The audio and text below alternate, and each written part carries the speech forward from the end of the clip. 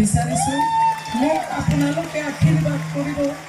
মই আজি আপোনালোকৰ এই উপস্থিতি মই আজি কিহেদি আপোনালোকক সম্বোধন কৰিম মই বিচাৰি পোৱা নাই। বিপিএফ প্ৰধান হাগ্ৰামা মহিলা ৰিচাৰক আপোনালোকে দলে বলে আজি যেনেকুৱাকৈ আহি সমৰ্থন কৰিবলৈ আহিছে তাৰ কাৰণে মই আপোনালোকক আন্তৰিক ধন্যবাদ আৰু মোৰ শ্ৰদ্ধা যাচিছোঁ। खुलुमबाय। आं बिजाथि हान्जा हिसाबै जोंनिफ्राय गार्जेननिफ्राय आब'मोननिफ्राय आंखौ आशीर्बाद खालामदो दे जों 22 तारिखनि बिसायख'थियाव गारियाव भट होनानै आंखौ जयजुक्त खालाम। आं आशा खालामबाय আমাকে আপনারা সবাই আশীর্বাদ করবেন। আপনাদের এই উপস্থিতি আজকে এই গরমের মধ্যে আমি কিভাবে আপনাদেরকে ধন্যবাদ জানাবো আমি খুঁজে পাই নাই। সবাই আমাকে আশীর্বাদ করবেন। বিপিএফ প্রধান হাগ্রামা মহিলা রিসারকে সবাই এখানে সমর্থন করার জন্য এসেছেন। আমি আমার শ্রদ্ধা এবং আপনাদেরকে ধন্যবাদ জানাই।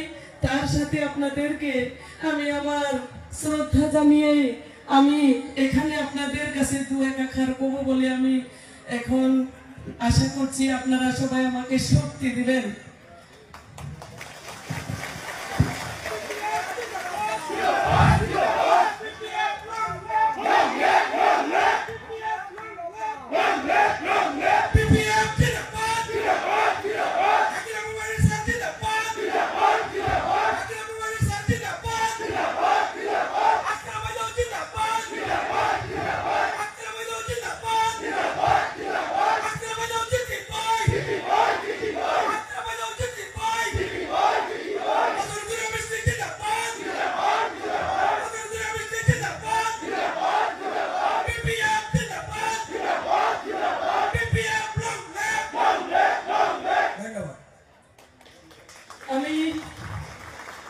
মই এজনী হিচাপে সমাজৰ দায়িত্ব ল'বলৈ সকলো জাতি সম্প্ৰদায়ৰ মানুহৰ মই সেৱা কৰিব কাৰণে আহিছোঁ।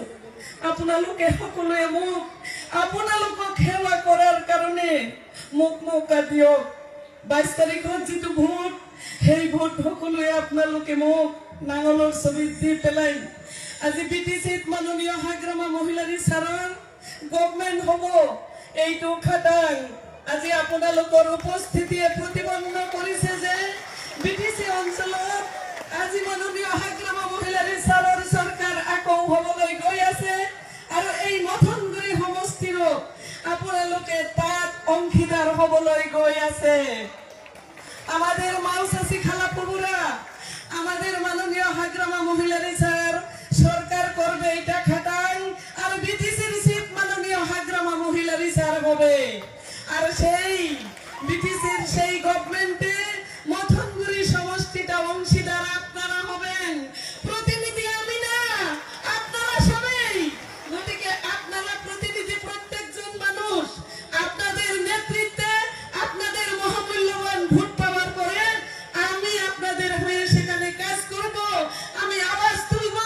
আমরা মাটির বাট্টা চাই, যুবক ছেলেদের কর্মসংস্থাপন চাই, নারীদের আমরা সবলীকরণ চাই, দুঃখী গরিবদের আমরা সেই দুঃখ মোচন করার জন্য আমরা সেখানে মৌকা চাই। আমরা যে বয়স বৃদ্ধ লোক আছে তাদেরকে এককালীন ভাবে সাহায্য দিয়ে তাদেরকে স্বাবলম্বী করার জন্য, কারণ তারা বৃদ্ধ বয়সে নিজের সুসন্তানের কাছে হাত পাততে হয়, সেটা যাতে করা না হয় তার জন্য আমি সেখানে আওয়াজ তুলব। মাননীয় হাগ্রামা মহিলা রিসার 5টা গ্যারান্টি দিছে, সেখান থেকে সব সেই স্কিমগুলো এনে আপনাদের আমি কাজ করব। মই সকলো জাতি সম্প্ৰদায়ৰ মানুহৰ হৈ পেলাই, সকলো জাতি ধৰ্মৰ মানুহৰ হৈ পেলাই, সকলো পৰ্যায়ৰ মানুহৰ হৈ পেলাই মই আপোনালোকৰ মহামূল্যবান ভোট পোৱাৰ পিছত কোকৰাঝাৰৰ সেই মছজিদত বহি পেলাই মই আৱাজ উঠাম। অধিকাৰ লাগে, আমাক অধিকাৰ দিব লাগে। আমাৰ সমষ্টিত ৰাস্তা ঘাট বনাব লাগে, সমষ্টিত মন্দিৰ বনাব লাগে, মছজিদ সুৰক্ষিত হ'ব লাগে, ঈদগাহ সুৰক্ষিত হ'ব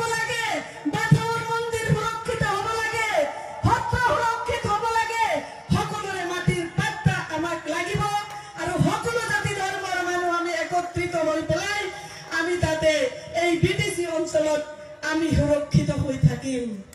বিটিসি যদি মাননীয় হাগ্ৰামা মহিলা বিচাৰণে থাকে তেতিয়াহ'লে যোৱা 5টা বছৰত ইউপিপিএল আৰু বিজেপিৰ গভৰ্ণমেণ্টে আপোনালোকক যি আজি অৱস্থা কৰিছে অহা দিনত আকৌ ভয়ংকৰ পৰিণতিৰ সন্মুখীন হ'ব।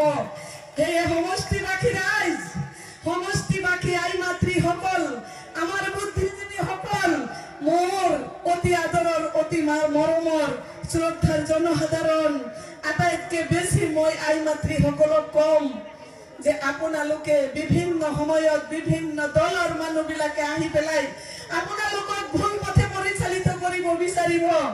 আপোনালোকে সকলো জাতি জনগোষ্ঠীৰ মানুহে আজি যেনেকুৱাকে ওলাই আহিছে আমাৰ জাতিৰ মাজত যাই পেলাই আমাৰ ভোটটো ভাগ কৰাৰ কাৰণে বহুত ধৰণৰ তাতে পৰিকল্পনা ৰচনা কৰিব।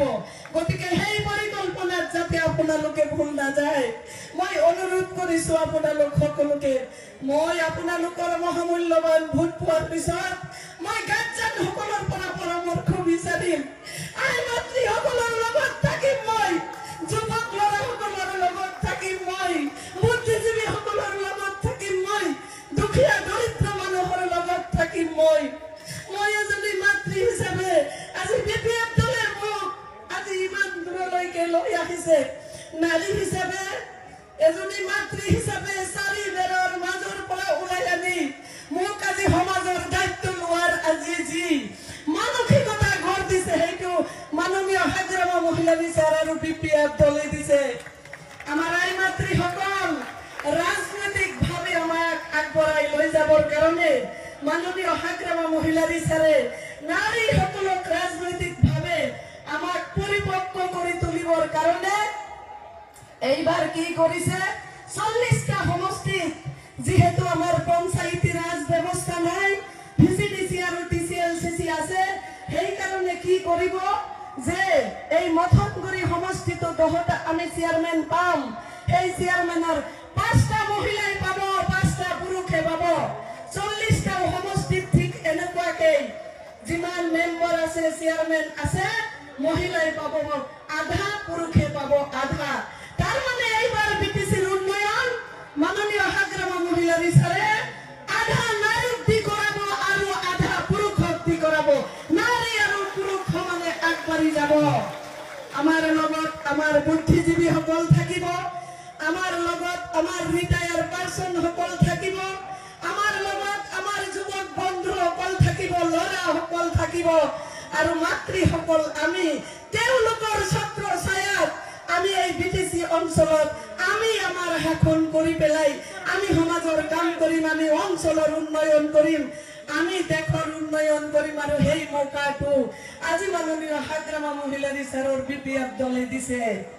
আজি বিভিন্ন দল সংগঠনে যাই পেলাই আপোনালোকৰ ওচৰত ক'ব বিপিএফ ইউপিপিএল আৰু বিজেপিৰ গভৰ্ণমেণ্ট আছিলে। এটাই কাৰণ যে ইয়াৰ জনসাধাৰণে, ইয়াৰ মাতৃসকলে আৰু ইয়াৰ আমাৰ যিবিলাক যুৱক ল'ৰাসকল আছে তেওঁলোকে কেনেকুৱাকে দিন অতিবাহিত কৰিছে। কালি যেতিয়া মই এই বিষপানী এটা জাগাত গৈছো তাতে এটা ৰাস্তাৰ অৱস্থা এনেকুৱা বেয়া যে এজন চিৰিয়াছ পেচেণ্ট যদি লৈ যাব লাগে উপায় নাই, তাত কোনো পিলপিলি নচলে, গাড়ী নচলে। গতিকে মাননীয় হাগ্ৰামা মহিলা বিচাৰে বিটিচি জন্ম দিছিলে, সেই জন্মদাতাৰ ওচৰত, প্ৰতিষ্ঠাতাৰ ওচৰত, প্ৰতিষ্ঠাদাতাৰ ওচৰত আমি আমাৰ সেই শাসন ভাৰ তুলি দিব লাগিব। আজি বিটিচিত মই এই বিপিএফ দলত 20টা বছৰ মই কাম কৰিলো। 20টা বছৰ কাম কৰাৰ পিছত সুদূৰ ওদালগুৰিৰ পৰা শ্ৰীৰামপুৰলৈ কাম কৰিলো। দলে যেতিয়াই মোৰ ওপৰত দায়িত্ব অৰ্পণ কৰিছে মই তেতিয়াই সেই দলৰ দায়িত্ব গুৰুত্ব সহকাৰে মই পালন কৰিছো। যেতিয়া দলে মোক উপযুক্ত বুলি ভাবিছে যে এতিয়া তুমি সমাজৰ উন্নয়ন কৰিব পাৰিবা, সমাজৰ কাম কৰিব পাৰিবা, সকলো জাতি ধৰ্মৰ কাম কৰিব পাৰিবা, সকলো পৰ্যায়ৰ মানুহৰ তুমি দায়িত্ব তুলি ল'ব পাৰিবা, গুৰু দায়িত্ব লোৱাৰ কাৰণে আপোনালোকে মোক কথা দিয়ক যে আপোনালোকে মোক 22 তাৰিখৰ যি ভোট সেই ভোটটো নাংগলত দিব। আপোনালোকে মোক কথা দিয়ক, আপোনালোকে মোক আশীৰ্বাদ কৰক। দিবনে সকলোৱে? দিবনে সকলোৱে?